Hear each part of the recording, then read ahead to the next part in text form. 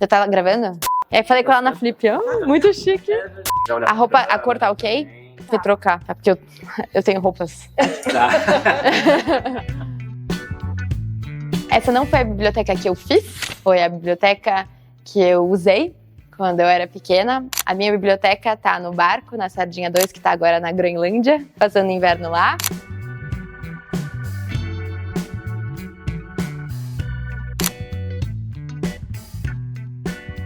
Essa é a biblioteca que foi feita pelos meus pais. E eu vim aqui quando eu era criança e li os livros deles. E eram esses livros que me davam ideias sobre o que desejar. Eu só aprendi francês para ler um livro que está aqui, que se chama La Longue Route, do Bernard Moitessier. É a história de um navegador que está dando uma volta ao mundo em corrida. E ele gosta tanto de navegar que em algum momento dessa volta ao mundo ele decide que ele não vai terminar a corrida. Ele estava em primeiro e nem sabia. E ao invés de terminar a volta ao mundo, continuar dando mais meia volta ao mundo, ele decide parar no Tahiti e larga tudo para trás, porque era a maneira que ele encontrou, ou pelo menos é assim que ele defende isso, de salvar a alma dele. Esse livro foi importante não só para saber a história ou para me inspirar, mas também para comprar o barco e para fazer amigos nos portos, porque todos os navegadores com mais de 50 anos na França leram esse livro e gostam muito. Eu li esse livro também no inverno. Eu já tinha tentado ler muitas vezes, tinha lido assim, primeiro terço, segundo terço, mas lá na invernagem eu tinha finalmente muito tempo para ler, então eu enfrentei Grande Sertão Veredas, é o meu livro preferido, acho que todo mundo devia ler. Só que infelizmente eu não tive essa edição, eu só tinha um PDF michuruca do celular, então eu li na tela do celular. Eu li vários livros físicos e quando eles acabaram, eu cheguei ao ponto de ler meu próprio livro e não foi uma experiência tão agradável, porque eu começava a achar todos os defeitos, não devia ter escrito assim, devia ter escrito de outro jeito, e aí eu comecei a procurar no meu celular pra ver se eu tinha algum livro e eu achei Grande Sertão Veredas. E eu adorei muito, eu amei esse livro. Tem um livro também que tá no barco, que eu leio todos os anos, chamado Knoop, que são 3 contos sobre um andarilho. Mas então você perdeu as contas, você não sabe. Deve ser uns 60, talvez 70 livros. Mas tem uns fininhos, assim. A Annie Ernaux, eu li todos, são todos muito finos, eu li em um dia. E às vezes como eu tava no celular, eu tava andando assim no gelo, e quando começou a fazer um pouco mais de calor, às vezes eu conseguia sentar numa pedra e ficar 1 minuto, 2 minutos parada, que não dava pra fazer isso quando fazia menos 40, né? Senão os dedos doíam muito, ardiam, o celular nem aguentava, nenhum aparelho eletrônico aguentava quando fazia muito frio. Mas quando eu fazia assim, menos 10, menos 5, aí eu conseguia sentar na pedra e aí ficava lendo o livro do telefone.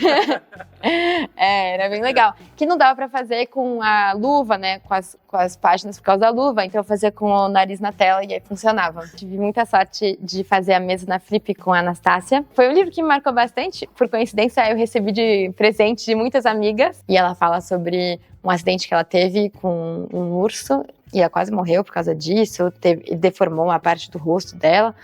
E aí ela falava sobre ter muito cuidado com os ursos e também ter muito cuidado com a chance de ficar louca. Você teve esse medo de, em algum momento, criar alguma coisa na sua cabeça e fugir da realidade por conta de estar sozinha, ou isso não te passou? É que, pra mim, é difícil dizer, assim, o que é fugir da realidade. Lá é tão, tão diferente do que a gente tem aqui. Os referenciais são tão outros. Assim, coisas que são muito importantes aqui, como a nossa aparência, a nossa forma de falar, a nossa forma de se expressar, lá não tinha valor nenhum. Eu não tinha mais expressão facial depois do primeiro mês. Eu não sorria com os dentes. Eu só sabia que eu tava feliz, mas eu ficava parada. Igual quando eu tava triste, porque eu não vou sorrir se ninguém vai ver. E aí, na hora que eu tirava uma foto, por exemplo, de mim mesma, aí eu tinha que relembrar como era expressar as emoções que eu tava sentindo, ou relembrar como era sorrir quando você não tem vontade de sorrir. E teve vários momentos em que eu esquecia que eu tava sozinha. Quando eu tava lendo Assim Falava Zaratustra, é um livro onde ele fala no começo, e assim, tinha um homem que viveu 12 anos no alto de uma casa, de uma montanha, e desceu para a sociedade para falar sua palavra para as pessoas. E aí eu pensava, nossa, ele ficou 12 anos sozinho, como deve ser ficar totalmente sozinho? Começo a pensar, calma, eu estou totalmente sozinha. Eu nem lembrava, mas às vezes eu tinha a sensação que tinha alguém comigo. Alguém invisível, que não falava, que não reagia, mas que estava lá, era como se tivesse assim, uma espécie de presença. E quando eu lia os livros, era como se eu reencontrasse amigos. E no tempo em que eu lia, era como se eu estivesse convivendo com essas pessoas. E enquanto eu saía para caminhar, eu continuava pensando em Diadorim, eu continuava pensando no Knup, eu continuava pensando nos personagens dos livros que eu lia, como se eles estivessem lá. E quando o livro acabava, era muito triste. Era como a morte de uma pessoa, como assim, a despedida de alguém que eu sei que não vai voltar. Esse livro inspirou meu pai a fazer a invernagem dele. É um livro escrito pela Sally Poncet, uma mulher, e que se casou com um cara chamado Jérôme Poncet, que era francês e que navegava bastante, e eles decidem fazer uma invernagem sozinhos, os dois, na Antártica. E naquele momento, o imaginário que a gente tinha da Antártica era como um lugar completamente inacessível e impossível para a vida humana. Quem ia para a Antártica eram especialmente cientistas, era muito raro uma pessoa ir para lá por prazer. E quando eles decidem ir, eles vão num barco relativamente pequeno e ficam por lá. Em algum momento do livro a gente descobre, sem que ela nos explique, que a Sally, a autora do livro, está grávida há vários meses e que em algum momento ela vai ter esse filho. Foi inspirador para meu pai, também foi inspirador para mim quando eu decidi ir. Quando ele foi, ele tinha só esse livro como referência. Eu pude ter o dele também, que é O Paraty Entre Dois Polos, e é um livro que eu li também lá, não só antes de ir, mas enquanto eu estava na invernagem, e era muito legal poder ver coisas que meu pai tinha descrito, alguns fenômenos que ele viu com os próprios olhos e que eu estava vendo no momento em que eu lia, como quando os animais desapareciam e chegavam os silêncios, os animais tinham ido embora fazendo as suas migrações, ou quando o gelo formava essas panquecas que passavam ao redor do barco, às vezes batiam, faziam barulhos e as panquecas que iam ficando cada vez maiores. Um livro que eu ganhei de um outro velejador quando eu estava lá, e aí eu descobri que meu pai tinha aqui, eu não tinha lido quando eu estava aqui, mas que eu li durante o inverno, de um cara que em 92 também fez uma invernagem no Canadá. E aí ele estava a poucos quilômetros de onde eu passei o inverno, na Groenlândia, mas no lugar onde ele estava tinha muitos ursos polares. E ele, uma hora ele só aceitou que ia ter ursos. Isso me deixou meio impressionada. Porque pra mim era uma coisa muito horrorosa encontrar um urso. E ele falava, apareceu um urso, ele veio, um urso subiu no barco. Na hora que o urso apareceu, eu me escondi, não achei a câmera fotográfica, então não fiz a foto. Fiquei meio assim, pra mim, desmontou muitos mitos. Mas esse livro também ele segue uma linha um pouco tradicional da literatura de exploração, se a gente pode falar assim, que é do elogio, da virilidade e de uma certa romantização do sofrimento, que eu não gosto. E algo que não aparece no livro da Sally Poncet, e algo que também, para mim, é surpresa, não apareceu no livro do meu pai. Aqui tem meus e das minhas irmãs, às vezes são os meus, da invernagem. Esse é de 2023, e são esses caderninhos parecidos. E aí tem um monte de coisa, enfim, escrita assim. Aqui tem mais desenhos, conforme foi passando o inverno. Conforme as raposas iam perdendo os pelos. Essa é uma raposa. Tinha o nome, esse Penélope. A Penélope, ela perdeu primeiro os pelos da cabeça. E aí ficou só com os pelos do corpo. Parecia que ela tinha uma cabeça minúscula. E a Helena foi mais uniforme. Aqui, sei lá, eu fiz vários sóis. Porque parecia que o sol não acabava nunca. Ficava vindo porque eu nem ia embora, né? Ficava o dia inteiro sol. Ele só ia mudando de posição. Quando o gelo começou a se formar, que tinha ainda nas bordas esses pedaços menores. E aí, na hora de fazer as passagens, era perigoso, porque se você fizesse um pedaço muito pequeno, podia quebrar embaixo do pé, ia se cair na água. Do meu pai são esses, mas eu nunca abri os dele. Tem esses bem antigos e esses aqui, mais recentes. Não, sei lá, acho que eu nunca tive curiosidade também. Não tem curiosidade.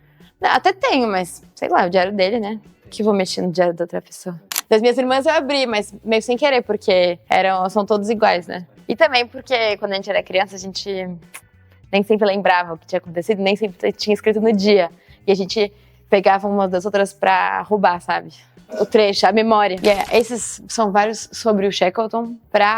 Assim, literatura de exploração, é um personagem muito chamativo, porque ele fez uma viagem muito impressionante com outros 24 caras, quase morreram várias vezes, perderam o navio, ficaram naufragados na Antártica, andando e vivendo em cima de pedaços de gelo durante pelo menos 2 invernos, até chegarem numa ilha por muita sorte também, porque eles não tinham controle sobre onde o pedaço de gelo levava eles. Mesmo com pouquíssimas chances de sobreviverem, eles continuaram carregando os diários e algumas das fotografias, que depois fizeram livros de fotografias e exposições e filmes.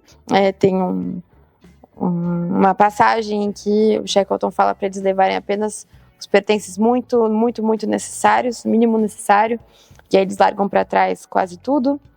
E aí o fotógrafo, em algum momento, volta no navio que vai naufragar e pega algumas fotos. E aí o Shackleton aceita que ele leve. E acho que é porque ele tinha esse olhar, talvez, de marketing mesmo, pensando que se eles sobrevivessem, isso ia ter muito valor. Meu pai falava tão bem disso, ele falava com tanto gosto que dava vontade de ler. Tipo, ver alguém comendo com muita alegria um bolo de chocolate, dá vontade de a gente comer também. Eu acho que eu fui principalmente influenciada pelo desejo e o amor que meu pai tinha ao falar sobre esses livros em francês ou sobre esses livros de viagem. Minha mãe também é muito aficionada, especialmente por esse livro, que é O Último Lugar da Terra. Ela gosta muito, ela leu não sei quantas vezes. Então, de ver que meus pais gostavam muito, me dava vontade de gostar também. E aí eu roubava, assim, alguns livros, eu ia ler escondido no quarto. E acho que, de certa forma, era uma maneira que eu tinha também de manter abertos esses possíveis. Porque crescendo em São Paulo, na rota dos aviões... avião. Eu não tinha uma proximidade concreta com o mar. Esse é um livro que faz muito sucesso no meio corporativo. E porque serve de analogia sobre liderar, trabalhar em equipe, acreditar, essas coisas. E quando a gente navega, especialmente em solitário, a gente não deixa rastros. A única forma de fazer com que essa viagem sirva para outras pessoas é pelos relatos que a gente deixa. Os livros, talvez é o jeito mais clássico. Hoje em dia tem também vídeos, podcasts. Mas eu ainda acho que o livro tem um poder que os outros não têm, que é o de obrigar a pessoa a imaginar. E quando a gente imagina, a gente reconstrói um outro espaço e um outro tempo dentro da nossa cabeça. O único diário que eu faço com rotina é o diário de sonhos. Porque eu acordo e eu tenho que escrever logo, senão eu vou esquecer. Se eu não lembro do sonho, eu não escrevo. Mas sempre que eu lembro, eu me forço a escrever. Até esse livro, eu não achava que eu tinha algo a dizer. E aí, quando a gente foi convidada pela editora Perópolis para escrever o Férias, eu e as minhas irmãs, a gente se viu nessa mesa de reunião, onde uma olhava para a outra. Com quantos anos? Com 9 ou 10 anos. E aí a gente olhava, a Marininha tinha 8. A gente se olhava e falava assim, tá, como é que a gente vai fazer para escrever o livro? Será que a gente tem alguma coisa interessante para contar? A gente pegava os nossos diários e a gente lia os diários uma das outras. E até hoje o Férias é adotado por várias escolas. Olha! Onde elas eram... Hoje eu acordei cedo e fui fazer o bolo de aniversário para o Flávio. Acordei cedo para poder cozinhar sozinha, mas logo depois que liguei o forno, apareceram minhas irmãs, prontas para estragar tudo. Logo todos acordaram porque 4 baleias humpback, que são as de Bart, começaram a nadar do lado do barco. Elas estavam tão perto que uma soltou água e encharcou o papai. Quando o bolo assou, tirou da forma, metade ficou colada. Como eu pude me esquecer de untar? De repente ouvimos um barulho, talheres voavam, pratos caíam e as bebidas rolavam por cima da pia. Todos corremos para ver o que tinha acontecido. A 0,0 metros de profundidade da água, estávamos encalhados nas pedras. As ondas ajudavam a empurrar o barco, até que depois de muito tempo conseguimos sair das pedras. Foi quase o nosso fim. Então, isso só pra constar, é 22 de janeiro de 2010, então você tinha 12 anos. 12, né? É muito dramática. Por viver na Groenlândia durante 1 ano e meio e conviver com pessoas que moram lá e que são descendentes de pessoas que também moravam lá, eu entendi que se antes eu achava que a exploração polar era feita por, geralmente, homens. Na verdade, isso é só um recorte muito enviesado do que é a história dos humanos no gelo. Os Inuites, o Inuit, que seria o ideal, porque já é no plural, Inuit, que vivem e viveram na Groenlândia, eles não tinham a tradição de contar histórias, né? Assim como acontece com os povos originários do Brasil, os povos originários, não europeus, do Ártico, eles têm a tradição oral e muitas das coisas que aconteceram só foram transmitidas pela forma oral e por isso a gente não consegue aqui no Brasil ter acesso a esses relatos, mas não quer dizer que eles não existiram. E aí muitas vezes eu ficava me perguntando se uma pessoa que é de lá fizesse a mesma coisa que eu estava fazendo, ela teria o mesmo prestígio, ela teria o mesmo olhar, ela teria o mesmo reconhecimento que eu tinha por estar lá. Muitas das pessoas que eu encontrei, elas nem entendiam o que eu estava fazendo lá. Falavam, mas por que você vai ficar sozinha no barco se você pode ficar num vilarejo com a gente e durante o inverno caçar bichos, que é a coisa que a gente gosta de fazer durante o inverno, andar contra nós de cachorro. E eu falava, não, mas eu quero isso, porque pra mim se conectava com o meu imaginário do que era o gelo, que era um imaginário muitas vezes bem mais antártico, que era um lugar onde não tinha gente, as pessoas que foram vieram de muito longe, só pela aventura ou pela experiência, para se conectar com o imaginário delas do que era o humano num lugar selvagem. E para as pessoas da Groenlândia, que para quem a Groenlândia era só a casa delas, normal, o que eu fazia não tinha nenhum glamour, nenhuma beleza, nenhum sentido. Até esse lugar da palavra exploração, ele é extremamente colonializante. Eu não sei se essa é a palavra. A gente fala exploradores polares, mas é um termo muito o lugar colonial e que vê as pessoas do lugar, muitas vezes, do mesmo jeito que vê os bichos do lugar.